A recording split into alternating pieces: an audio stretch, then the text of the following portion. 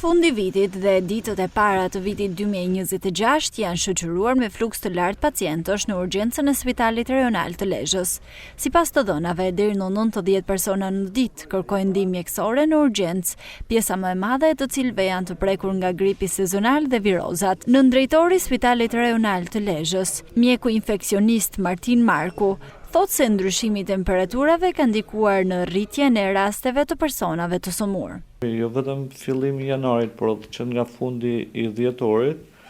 është ndier një shtim i numrit të rasteve që paraqiten në urgjencë me temperaturë, dhimbje koke, domethënë me simptomat e gripit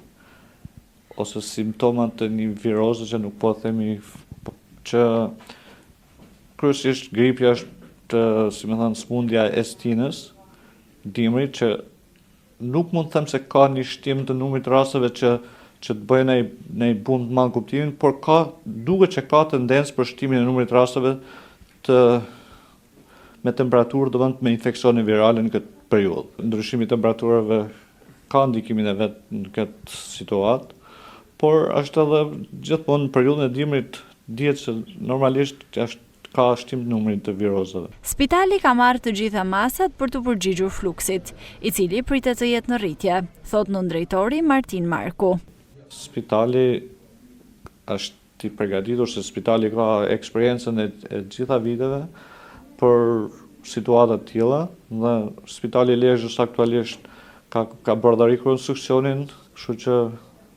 realisht është i përgatitur për të pritë të smurë me infeksione virale